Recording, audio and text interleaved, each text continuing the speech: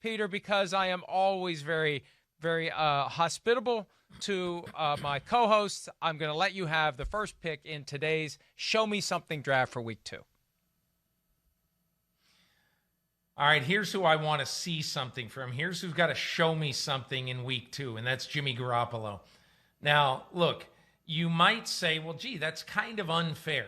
His 3 biggest weapons, all of them are either not going to play or will be hobbled. George Kittle, Deebo Samuel, Brandon Ayuk. So is it really fair? And the answer is yes, it is fair. Because you're playing at the New York Football Jets, okay? And you're not only playing at the Jets, who you should beat regardless, but this is a case where if you're a great quarterback in the NFL, you are going to have Sundays when your team is depleted around you, and you have to win the game. So Jimmy Garoppolo, this is your life. Sunday at the Jets. I want to see something from you.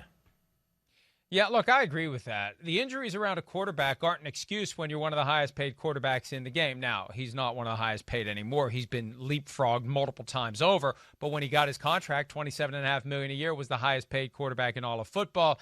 So you're expected to go out there and make it work with what you have. We've seen other great quarterbacks make it work with what they have, and they still have a running game that is potent. Jordan Reed was more than competent last week in the passing game.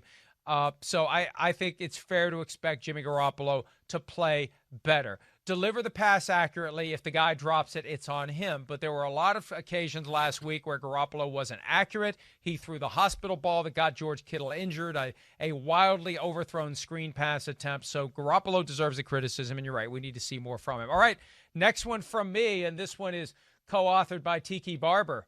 Saquon Barkley, show me something. Some harsh criticism from Tiki Barber this week, saying that Saquon Barkley shouldn't be an every down back because he doesn't want to hit anybody in pass protection. Barkley said, I don't look at that as disrespect. I'm going to look at it as a challenge. Well, the real challenge is to get more than 10 yards on 15 carries. He was only the 6th guy since the merger to be held under 10 yards with 15 or more carries. This is one of the best running backs in football. And I know the offensive line isn't great, but there have been plenty of great running backs who still get their yards without great offensive lines. So Saquon Barkley needs to step up if the Giants are going to have a chance to beat the Bears, Peter. No question about it. I am going to go on the other team in that game. And we talked about him earlier, but, you know, Mitchell Trubisky's got to show me something this week.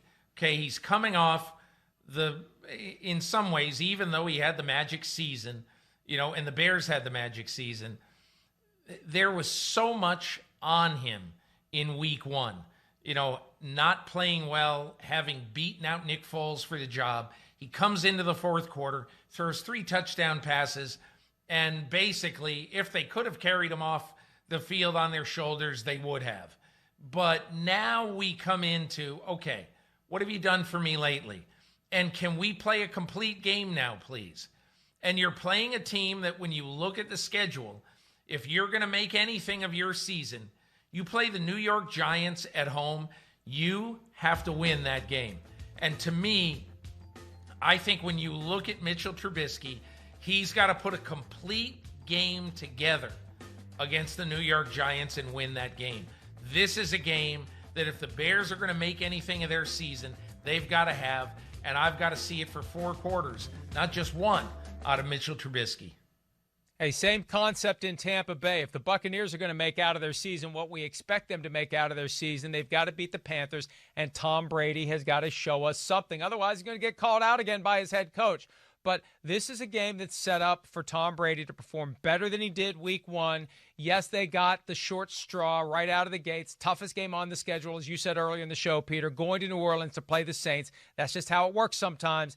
Now you got to take a game that you should win and go out and take care of business. And Tom Brady has to play like the Tom Brady that we thought he was going to be and that we still think he can be, even though he's 43 years old. If he doesn't do it this week, I don't know when he's going to do it. So, you know, the ultimate 180 from the toughest game on the schedule to arguably the easiest game on the schedule, he's got to take care of business on Sunday, or it really is panic time for the Buccaneers. Yeah, I totally agree, Mike, and I think he will. I think he's going to play well. And I think just as Tom Brady is learning his receivers, I think now Bruce Arians and Byron Leftwich can go into the laboratory, Monday all day, looking at their game plan, looking at what they did well in New Orleans and what they didn't do well.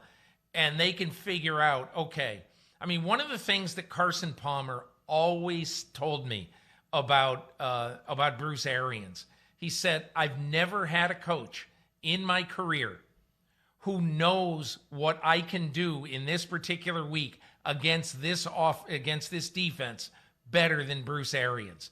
He's a master of creating a plan every week based on how you can attack that defense. So I think that's the way they're going to handle it. But I agree, Mike. This is a game where all eyes are going to be on Tom Brady. I'm going to make my third pick, and it's going to be a little bit of an upset special. But I'm going to choose N'Keal Harry of the New England Patriots, because we all know right now that, look, whether the Patriots win this division or not, the only way that they're going to be a threat to do anything in the playoffs this year is if they get some alternatives in the passing game that they currently do not have. Harry had a shaky game the other day. Cam Newton came out, was his biggest cheerleader this week in his press conference. All things are there. All the support is there for N'Keal Harry to become a big player in the New England defense, or in the New England offense. And to me, this is the week at Seattle when you don't want to rely on Cam Newton running it 15 times a game. You need to have a guy come through in the passing game whose name isn't Julian Edelman. Yeah, I agree with you completely. They need that because at some point the run's not going to be there and the receivers need to step up.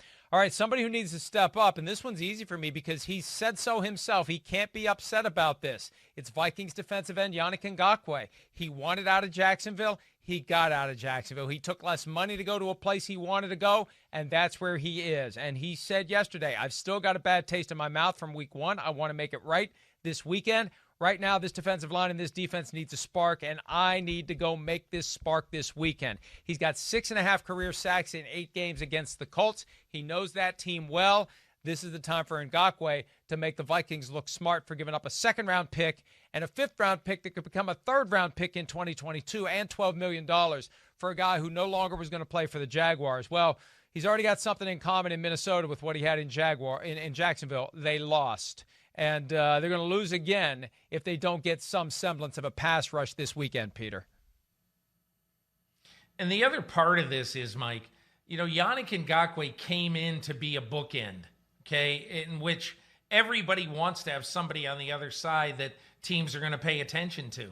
And last year, he had the developing Josh Allen on the other side, and he had Calais Campbell on the other side. So, now you're looking at Yannick Ngakoue, and where is the other huge pass rusher with Danielle Hunter out? There isn't one.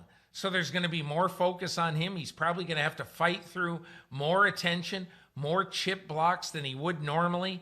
And this is a game where if he is a great player, this is where great players have to come in and really lead their team. But I think Ngakoue is a great pick. Yeah, and we'll see what the Vikings can do. They have to avoid falling to 0-2. On Sunday night, though, that's the game of the week. 2 teams at 1-0, the Seahawks and the Patriots. Peter, that's the one I'm looking forward to. I mean, all is right in the world when that Sunday night game is the one that stands out as the game that you must see. And to have Cam Newton and Russell Wilson getting together, it's a shame it's happening so early in the season, but I'm not complaining. I'll take it for week 2. I'll take it whenever I can get it, Russell Wilson and Cam Newton. Hi, I'm Mike Tirico, and thanks for watching. Make sure to hit subscribe for the latest news and highlights from NBC Sports.